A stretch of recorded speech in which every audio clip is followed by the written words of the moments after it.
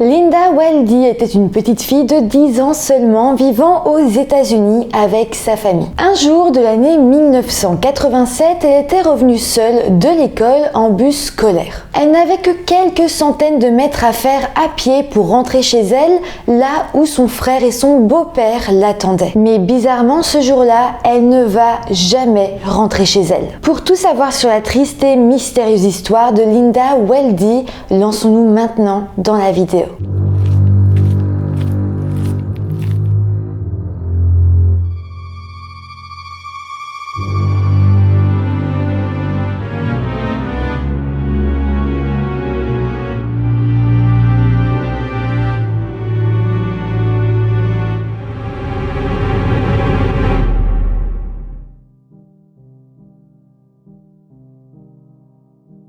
Hello tout le monde, j'espère que vous allez bien. Aujourd'hui on se retrouve avec une affaire qui parle d'un enfant qui a disparu et puis d'une macabre découverte. Je sais que les vidéos qui parlent d'enfants sont souvent plus difficiles à regarder, j'en fais moins sur ma chaîne, mais parfois ça reste important de dire que oui, les enfants sont parfois victimes eux aussi. Avant de commencer, comme d'habitude, je vous rappelle de vous abonner à la chaîne si ce n'est pas encore fait. Merci beaucoup à tous ceux qui le feront.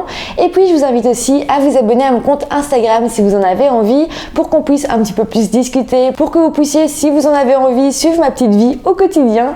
Et voilà, maintenant que tout ça est dit, eh bien lançons-nous dans cette triste affaire. Linda Lynn Weldy est née le 13 août 1976 et a vécu aux États-Unis dans la ville de LaPorte dans l'état de l'Indiana. En 1987, Linda était une petite fille de 10 ans, elle mesurait 1m50 et pesait 36 kg. Elle avait les cheveux blonds, courts et les yeux bleus. Elle vivait à ce moment-là au sein d'une famille aimante et dont elle était très proche. Il y avait sa mère, Karen Egolf, ainsi que son frère aîné qui s'appelait William et le petit ami de sa mère, un homme du nom de Robert Egolf. Malheureusement, elle n'avait jamais rencontré son père biologique puisqu'il avait abandonné sa maman alors qu'elle était enceinte. Karen avait donc dû élever sa fille seule, mais avec l'aide de sa propre mère et de sa propre grand-mère. D'ailleurs, avec le temps, les 4 générations de filles étaient restées très soudée et c'est vraiment chouette puisqu'à 10 ans, Linda était toujours très proche de son arrière-grand-mère qui s'appelait Edna Dunmiror. Mis à part ça,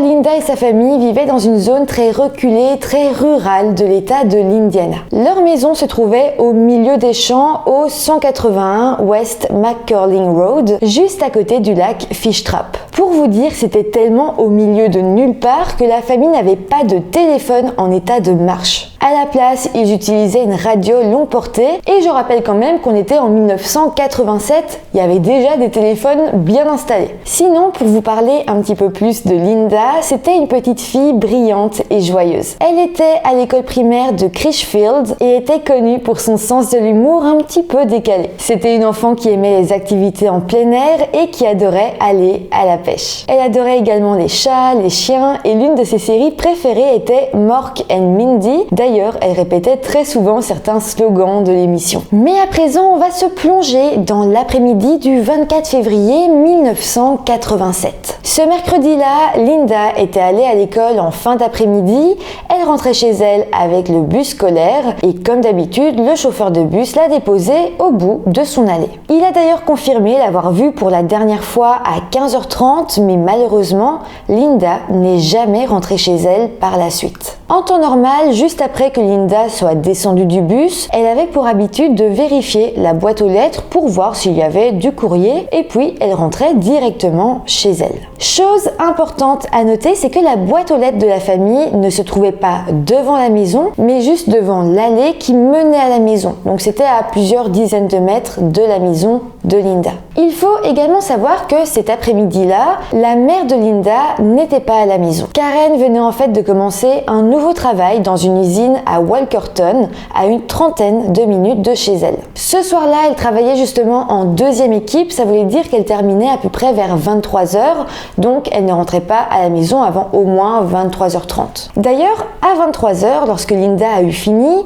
elle a branché sa radio et a contacté Robert, donc son petit ami, qui était lui à la maison. Elle voulait lui demander si elle devait aller chercher quelque chose à manger en revenant du travail, mais voilà, lorsqu'elle a eu Robert à la radio, il lui a demandé si Linda était allée dormir chez l'une de ses amies, puisqu'elle n'était pas rentrée après l'école. Là, Karen s'est immédiatement inquiétée. Elle savait que si Linda avait décidé d'aller dormir chez une amie, elle aurait appelé à son travail ou aurait contacté son beau-père. Effectivement, c'était pas rare qu'après l'école, Linda décide d'aller chez sa meilleure amie, décide de dormir chez elle, c'était assez fréquent. Par contre, elle prévenait toujours. Donc à partir de là, Karen, sa maman, savait que quelque chose n'allait pas du tout. Karen s'est alors immédiatement rendue à la police, mais malheureusement, ça faisait déjà depuis 15h30 que Linda avait disparu et à présent, il était presque minuit. Comme vous le savez, en cas de disparition, les premières heures sont toujours les plus importantes. Mieux vaut tard que jamais, Karen a donc signalé la disparition de sa fille de seulement 10 ans et à partir de ce moment-là, la police a pu commencer son enquête. Dans un premier temps, le frère aîné de Linda, donc William, et son beau-père, Robert, vont être tous les deux interrogés. Ils étaient à la maison lorsque Linda était descendue de son bus. Elle avait disparu dans la rue où se trouvait sa maison, donc peut-être que Robert et William se rappelaient avoir entendu ou vu quelque chose. Malheureusement, ce ne fut pas le cas, ils n'avaient eu connaissance de rien. Pour que vous puissiez vous représenter la rue, en gros, lorsque Linda était descendue du bus, elle devait encore marcher une longue allée sinueuse. Ça voulait donc dire qu'entre la descente du bus et la maison, il y avait toute une allée où si elle avait été enlevée à cet endroit-là, personne ne l'aurait vue. Et d'un autre côté, même si son enlèvement avait eu lieu juste devant sa maison, je ne suis même pas sûre que son frère ou son beau-père aurait pu voir quelque chose puisqu'à l'époque, la maison était vraiment entourée de plein d'arbres, on ne voyait pas grand-chose. En tout cas, dès le lendemain, des agents de police sont venus sur place et ont examiné l'allée où Linda avait disparu. Ils ont alors constaté qu'en soi, tout semblait intact et qu'il n'y avait même aucune trace de lutte. La police a alors émis l'hypothèse que Linda n'avait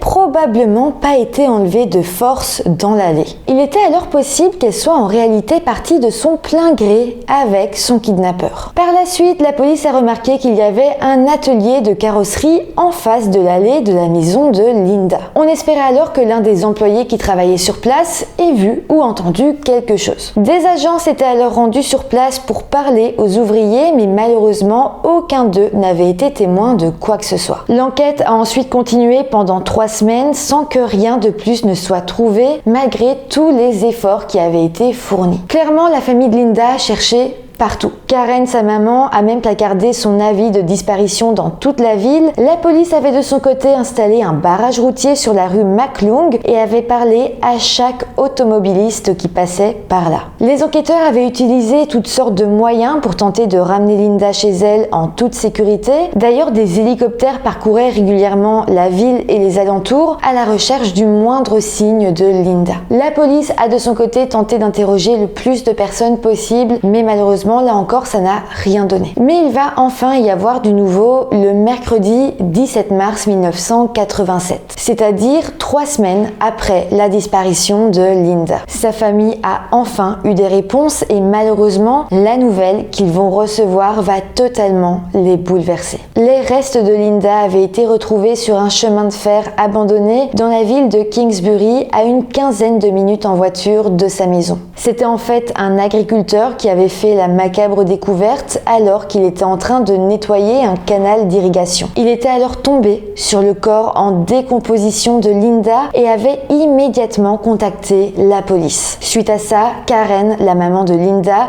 a dû se rendre à la morgue pour identifier le corps de sa fille. Karen expliquera d'ailleurs que jusqu'au moment où elle était à la morgue avec le corps de son enfant devant elle, elle se disait qu'il y avait encore possibilité qu'on se soit trompé, que ce n'était pas vraiment sa fille. Elle n'arrivait pas du tout à y croire et c'est vraiment quand elle l'a vu qu'elle a compris. C'est vraiment là qu'elle a dû se rendre à l'évidence qu'elle ne reverrait jamais son enfant vivante. Alors par la suite, le corps de Linda va être envoyé auprès d'un médecin légiste qui va finalement déterminer que Linda avait été battue et étranglée à mort. Lorsque son corps a été retrouvé, elle était toujours habillée et le légiste a noté qu'il ne pensait pas qu'elle avait été agressée sexuellement.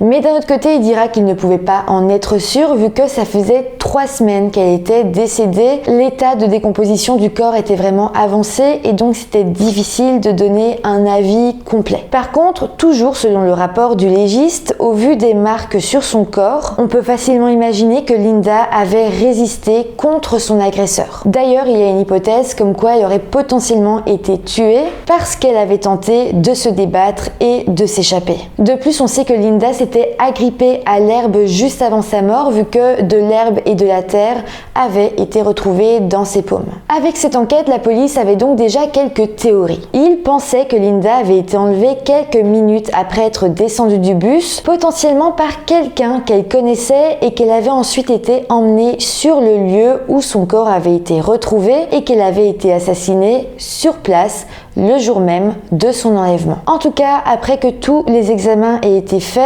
Linda Weldy a été enterrée au cimetière de Prairie Street dans la ville d'Elkhart dans l'Indiana. Lors de l'enterrement, sa maman a alors déclaré « Elle n'a pas eu la chance de faire quoi que ce soit, mais je suis très heureuse de l'avoir eue, même si ce n'était que pour une courte période. » L'enlèvement et le meurtre de Linda a réellement traumatisé sa famille, mais également tous les membres de la communauté. D'ailleurs, suite à ça, la police a commencé à recevoir de nombreux appels téléphoniques de parents signalant des véhicules inconnus garés devant leur école. En soi, je pense qu'on peut le dire, mais tout le monde commençait à devenir réellement paranoïaque. Les parents avaient réellement peur de chaque individu qui leur paraissait suspect devant les écoles parce qu'ils avaient peur que leur propre enfant se fasse kidnapper. Suite à ça, la police leur avait alors demandé de noter chaque plaque d'immatriculation de voitures qui leur paraissait suspecte pour qu'ensuite ils puissent enquêter sur ces voitures et potentiellement trouver l'assassin de Linda. Dans tous les cas, les agents avaient vraiment besoin de l'aide du public parce que bien que le corps de Linda ait finalement été retrouvé, la police n'avait toujours aucune idée de l'identité du meurtrier. Les enquêteurs avaient alors commencé à se pencher sur quelques potentiels suspects qui pourrait y avoir dans la région. Ils se demandaient également si un membre de la famille de Linda ou quelqu'un qui était proche de sa famille et qui vivait dans la région ne pouvait pas être responsable de l'enlèvement et du meurtre, vu que l'hypothèse était que Linda connaissait son ravisseur. La police avait donc tout d'abord décidé d'enquêter sur 2 potentiels suspects, c'est-à-dire Robert, le beau-père de Linda, ainsi que son grand frère William. Je rappelle qu'ils étaient donc tous les deux à la maison lorsque Linda avait disparu et que les deux avaient rapporté n'avoir rien vu et rien entendu. Ce qui est assez compliqué, c'est que aucun des deux n'avait d'alibi. En fait, il y avait William qui pouvait confirmer que Robert était à la maison et Robert qui pouvait confirmer que William était à la maison. Chacun était en fait l'alibi de l'autre. Lors d'un interrogatoire, William, donc le grand frère de Linda, avait d'ailleurs expliqué qu'il était rentré de l'école une demi-heure avant que Linda ne soit déposée, donc vers 15h. Et lorsqu'il était arrivé, eh bien Robert, son père, était déjà à la maison. Je précise aussi que William n'était pas dans la même école que sa sœur. Il allait à la Boston Middle School, donc il ne prenait jamais le même bus scolaire qu'elle. Alors je vous le dis quand même, mais la police ne pensait pas que William avait fait du mal à sa sœur. Par contre, ils avaient des doutes sur Robert, le beau-père, et se disaient que potentiellement William pouvait le couvrir. En soi, Robert n'avait rien fait de très suspect, mais tout de même, si on prenait les circonstances de la disparition puis du meurtre, on pouvait effectivement le considérer comme un suspect probable. Il était en fait le seul homme connu dans les environs lorsque Linda a disparu et il n'a pas signalé le fait que Linda ne soit pas rentrée de l'école avant 23h. Ça suffisait donc pour que les enquêteurs se posent des questions. Par contre, Karen, la mère de Linda, a dit 1000 fois à la police que Robert n'était absolument pas impliqué dans la mort de sa fille et d'ailleurs, peu de temps après, elle a épousé Robert, donc clairement c'est qu'elle n'avait aucun doute sur lui. Ça, ou alors il y a une autre explication. Il y a aussi un fait qui est connu que lorsqu'on est marié, des époux ne sont pas obligés de témoigner l'un contre l'autre. Ils peuvent tenir des secrets sans que ce soit vraiment illégal. On peut donc se poser légitimement la question de si Karen ne s'est pas mariée avec Robert pour ne pas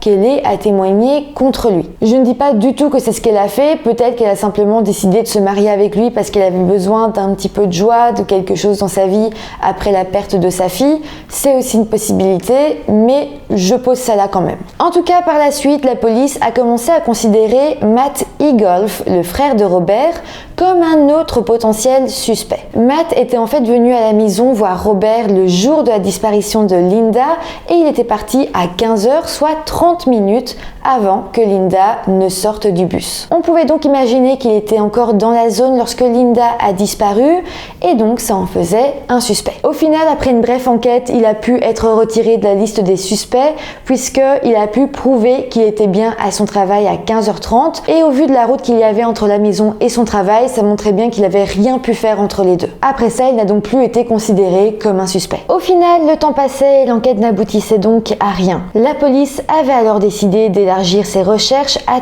tous les habitants de la région. Ils ont cherché parmi les criminels locaux et à un moment donné, les enquêteurs ont envisagé un membre d'un gang de motards comme suspect potentiel. En fait, ils avaient découvert que Robert, le beau-père de Linda, avait essayé de rejoindre un gang de motards appelé Signers à l'époque du meurtre de Linda. Il faut savoir que Robert avait longuement hésité à rejoindre le gang et même si à un moment donné il les avait officiellement rejoints, il n'y est pas resté longtemps parce qu'au final il s'est dit que ce n'était pas pour lui et avait quitté ce gang. Suite à ça, la police avait alors enquêté sur les Signers et avait commencé à suspecter l'un des membres, un homme nommé Eskimo. On va en fait apprendre que cet homme avait été vexé et même en colère au moment du départ de Robert. Suite à ça, Karen et Robert avaient alors émis l'hypothèse que ce certain Eskimo avait pu être suffisamment en colère pour kidnapper et tuer Linda. Malheureusement, l'enquête n'a pas vraiment été plus loin et quelques années plus tard, l'homme qu'on appelait donc Eskimo est décédé en se noyant dans des circonstances que certains ont pu juger comme assez mystérieuses. Robert, le beau-père de Linda, avait d'ailleurs soupçonné que la mort d'Eskimo était due au fait que les autres membres du gang de motards avaient des règles strictes qui interdisaient toute violence envers les enfants et qu'il était donc possible qu'ils avaient décidé de tuer Eskimo car ils avaient découvert qu'il était bien l'assassin de Linda. Je précise que ça, c'est vraiment la théorie des parents de Linda, pas vraiment celle de la police. D'ailleurs, si on en croit un article paru en 2019 sur ABC 57, la mort d'Eskimo serait en réalité bien moins mystérieuse que ça. Dans cet article, il y était d'ailleurs écrit « Le vrai nom d'Eskimo était en fait Oliver Peak. L'homme est décédé en 1995 et sa famille a déclaré que sa mort avait en fait été une crise cardiaque. » Bon, malgré cet article, Karen et Robert ont dit ouvertement qu'ils restaient convaincus qu'Eskimo était derrière le meurtre de leur fille et ils avaient d'ailleurs supplié les autorités d'enquêter plus en profondeur sur ce gang de motards, mais ça n'avait pas réellement été fait. La police a en fait de son côté déclaré avoir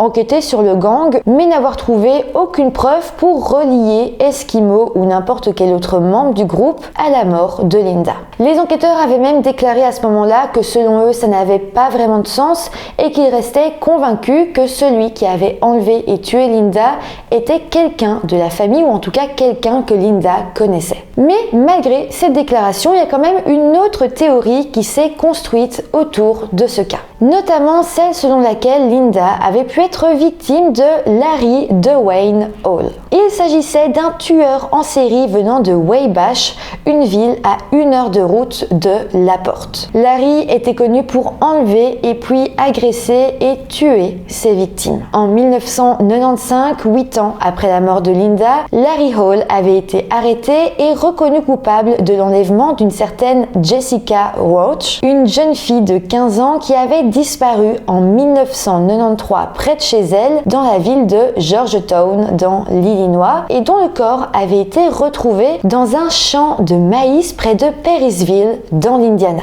Suite à ça, Larry Dwayne Hall a été condamné à la réclusion à perpétuité sans possibilité de libération conditionnelle. Au cours des années qui ont suivi, Larry a été condamné pour le meurtre d'une deuxième femme, mais la police le suspecte de s'être attaqué à des dizaines de victimes présumées dans les années 80 et 90, donc au moment de la disparition et du meurtre de Linda. Larry Hall avait donc été très sérieusement soupçonné d'être le meurtrier de Linda, puisqu'il a été prouvé qu'il était justement dans la région au moment des faits. Mais ce n'est pas tout, il était aussi très connu pour étrangler ses victimes dans des lieux isolés, et c'est justement ce qui est arrivé à Linda. Par contre, Al Wilson, l'un des agents de police de l'Indiana, a fait une déclaration publique sur la possibilité que Larry Hall soit le meurtrier de Linda, et voilà ce qu'il a dit. Nous avons pratiquement tout enquêté sur Larry Hall. Il a souvent avoué avoir commis de nombreux crimes qu'il n'a en réalité pas commis, et ce fut le cas ici. Mais lors de notre dernière conversation, Larry Hall a finalement déclaré qu'il n'avait pas commis ce crime. J'ai travaillé sur d'autres homicides que Larry Hall a déclaré avoir commis, mais qu'il n'a pas commis. Larry Hall aime s'attribuer le mérite de quelque chose qu'il n'a pas fait. Il aimait être célèbre pour ses homicides, ses meurtres. Je ne sais pas pourquoi il faisait ça, c'était juste quelque chose qu'il voulait faire. Et à l'époque, s'il y avait des meurtres non résolus dans la région où il vivait ou voyageait, il en revendiquait le mérite. Au final, si on en croit les dires de cet officier, Larry Hall aurait à un moment revendiqué être l'assassin de Linda, puis aurait finalement fait marche arrière. En soi, la police n'a pas vraiment l'air de prendre cette piste au sérieux, mais personnellement, je trouve que cette piste reste importante. On ne sait pas ce qu'il s'est passé et donc c'est important de la considérer. En tout cas, par la suite et pendant des décennies, la famille de Linda est restée sans aucune réponse. Dites-vous bien que les autorités travaillaient sur ce cas depuis les années 80, mais ils n'arrivent malheureusement pas à faire de progrès.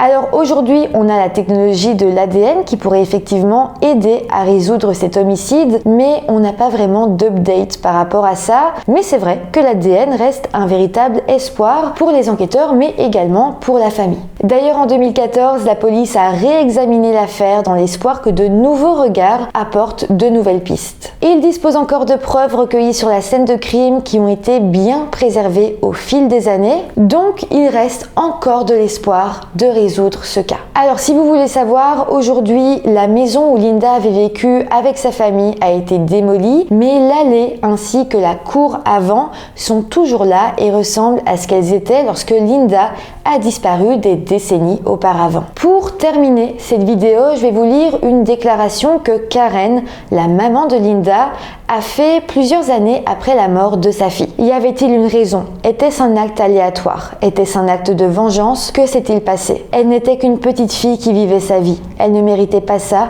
Aucun enfant ne mérite ça. Voilà, c'est comme ça que se termine cette triste histoire. N'hésitez pas à me dire en commentaire toutes vos pistes, quelles sont vos théories. Est-ce qu'il y en a une qui résonne un peu plus en vous? N'hésitez pas non plus à mettre des petits pouces en l'air si la vidéo vous a intéressé, à vous abonner à la chaîne et moi je vous dis comme d'habitude à très bientôt pour une nouvelle vidéo. Bye!